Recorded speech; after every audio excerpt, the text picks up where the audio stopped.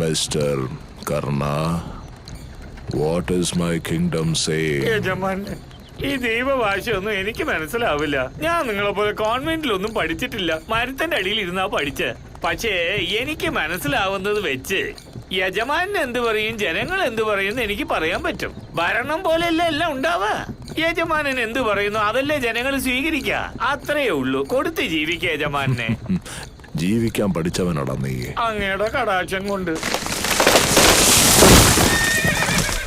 എന്താടാ, എന്ത് പറ്റി? എന്തിനാടാ വണ്ടി നിർത്തിയേ? യജമാനെ, വഴിയിൽ മരം വീണ് കിടക്കുന്നു. പൊന്ന കഴിവറുടെ മക്കള്, ധൈര്യമുണ്ട് വെളിവേടാ. എന്റെ മുന്നിൽ മരം വെട്ടിയിടാൻ ധൈര്യം ഉണ്ടോടാ? നീരുക്കളെ,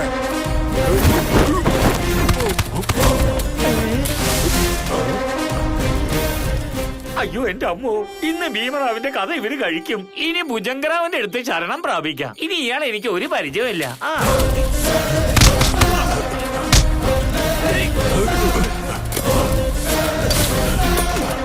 ഇയാളൊരു മനുഷ്യനല്ല, ഇയാള് സിംഹത്തെ പോലെയാണ്. ഇപ്പൊ നമ്മുടെ കൈ നിങ്ങാൻ ഇയാൾ രക്ഷപ്പെട്ടാൽ പിന്നെ ഇയാളെ കൈ ഉണ്ടായിരിക്കും നമ്മൾ അവസാനം. അതുകൊണ്ട് ഇയാളെ വിടാതെ മുറുക്കെ പിടിച്ചോണം, ഒറ്റയടിക്ക് കൊല്ലണം.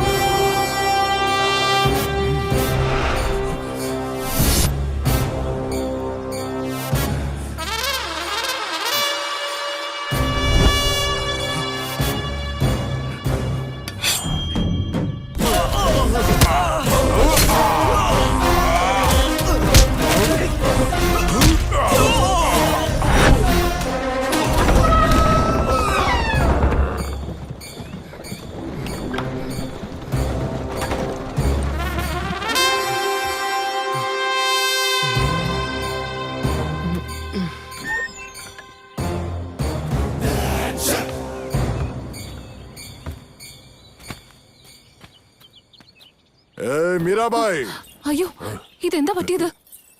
ചോര വരുന്നുണ്ടല്ലോ. വരാൻ കുറച്ച് വൈകിയില്ലേ? ഈ സമയത്ത് നീ വെള്ള വസ്ത്രം ധരിക്കേണ്ടതായിരുന്നടി കഴുത. ഒരു കണക്കിന് ഭാഗ്യവതിയാ നീ. എന്നാലും നീ ചാകില്ലല്ലേ? നിന്റെ ജന്മം തന്നെ ശാപമാ. ഭാര്യയോട് പോലും സ്നേഹമില്ലല്ലേ?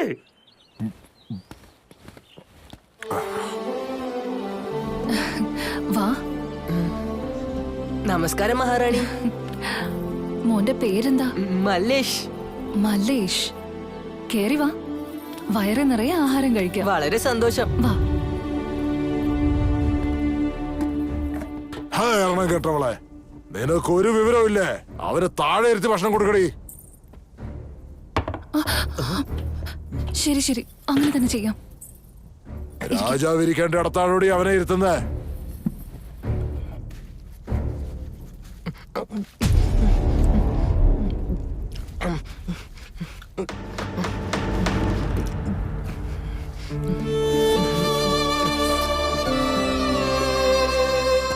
മഹാറാണി, കുറച്ച് ഭക്ഷണം കൂടെ തരൂ, നല്ല വിശക്കുന്നു. ദാ നോക്ക്, ഇവന് നല്ല വിശപ്പുണ്ടെന്ന് തോന്നുന്നു. നീ ചെന്ന് അടുപ്പ് കത്തിക്ക്. ആയിക്കോട്ടെ. വേഗം ആവട്ടെ. ഏയ് മാറടി. അയ്യോ വേണ്ട, കൊച്ചുകുട്ടിയാ. ഒരു മനുഷ്യൻ ഇത്രയും ഭക്ഷണം കഴിച്ചാലേ അവൻ ബലവാനെന്ന് പറയൂ. പക്ഷെ അതിനേക്കാളും കൂടുതൽ കഴിക്കുന്നവരെ എന്തുവാണോ വിളിക്കണ്ടേ? അറിയില്ല രാജാവേ. ഞാനും നിന്നെ പോലെയാടാ ഭക്ഷണം കഴിക്കണേ. അങ്ങനെ കഴിക്കുന്നവരെ പരാക്രമി ബലശാലി എന്നാണ് പറയുക. ഒരാന വന്ന് ചുവരിലടിച്ച എന്ത് സംഭവിക്കും? തകർന്നു പോകും. അതെങ്ങനെയാടാ? അറിയില്ല രാജാവേ. അറിയില്ലെങ്കിൽ ഇതേ കണ്ടോ. എടാ മല്ലേഷ്, ഈ കണക്കിന് മനുഷ്യനെ ഇടിച്ച എന്താവും? അറിയില്ല രാജാവേ. എന്ത് സംഭവിക്കടാ? എന്ത് സംഭവിക്കും? ഞാൻ ചോദിച്ചത് കേട്ടില്ലേ? എനിക്കറിയില്ല.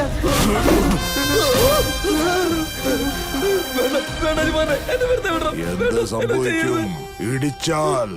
ഞാൻ ഇടിച്ച ഇടിയില് ശരീരം ചിഹ്നം ഭിന്നമായി ചോരപ്പുഴ ഒഴുകണം. അതെങ്ങനെയാന്നറിയോ?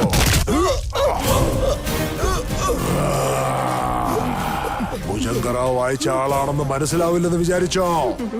ആ ഭുജങ്കറാവിനെ എങ്ങനെയാടാ കൊല്ലേണ്ടത്?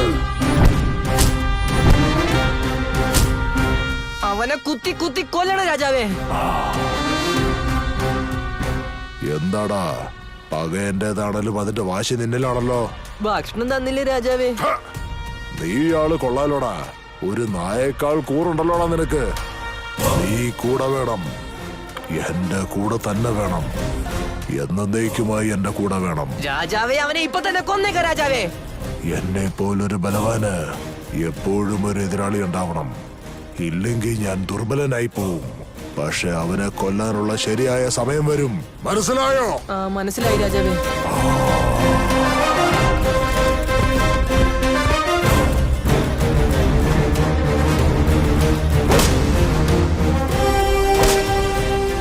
എടാ കിളവാ, നീ വിഷം കഴിക്കില്ലടാ.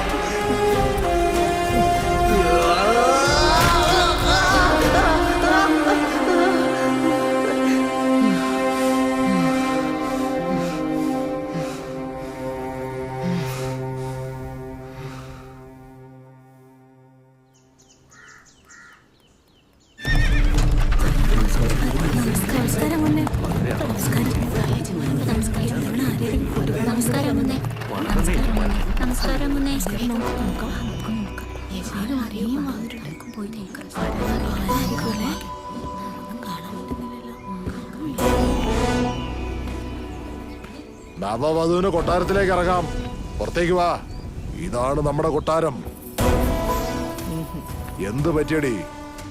നിന്റെ ഭാര്യ എന്ന് പറഞ്ഞൊരുത്തിയില്ലേ, എന്റെ ചേച്ചിയുടെ സ്ഥാനത്ത് അവളെ വരാൻ പറയൂ. എനിക്ക് ആർത്തി എടുക്കാൻ പറ, എന്നാലേ ഞാൻ ഈ വീട്ടിൽ വരൂ. അങ്ങനെ വരട്ടടി. മഹാറാണി ആയാൽ ഇങ്ങനെ വേണം. യഥാർത്ഥ മഹാറാണി നീയാടി. അവള് വരും.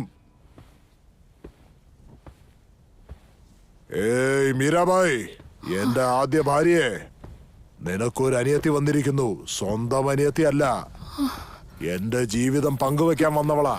ആരതി ഒഴിഞ്ഞ് അകത്തേക്ക് കൂട്ടിക്കൊണ്ട് വാ നിന്റെ അനിയത്തിയെ. ഞാൻ ജീവനോടെ ഇരിക്കുമ്പോ മറ്റൊരു വിവാഹം കഴിക്കുന്നത് തെറ്റല്ലേ? തെറ്റോ? എന്ത് തെറ്റാടി? തെറ്റേത് ശരിയേതെന്ന് എന്നെ പഠിപ്പിക്കണ്ട. നിന്റെ മുതുമുത്തശ്ശന് 12 ഭാര്യമാർ, മുത്തശ്ശന് 8 ഭാര്യമാരുണ്ടായിരുന്നു. എന്തിനാ അധികം പറയണ്ടേ?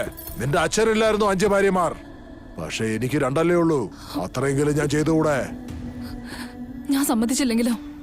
സമ്മതിച്ചേ പറ്റൂ, അല്ലെങ്കിൽ നീ ജീവനോടെ ഉണ്ടാവില്ല. എന്നെ സമ്മതിപ്പിക്കാൻ പറ്റുമായിരിക്കും, പക്ഷെ രുദ്രങ്കിലെ ജനങ്ങളെ എങ്ങനെ സമ്മതിപ്പിക്കും? പുറത്തേക്ക് വന്ന് ജനങ്ങളോട് പറ, നിനക്ക് കുട്ടികൾ ഉണ്ടാവില്ല, നീ ഒരു മച്ചിയാണെന്ന്. ഞാനിപ്പോ 3 മാസം ഗർഭിണിയാ. നിനക്ക് 3 മാസമാണോ 30 മാസമാണോ എന്ന് ആരും ഇവിടെ ചോദിച്ചില്ല. ഞാൻ പറഞ്ഞത് കേട്ടാ മതി. വെളിയിൽ വന്ന് ജനങ്ങളോട് പറ സമ്മതമാണെന്ന്.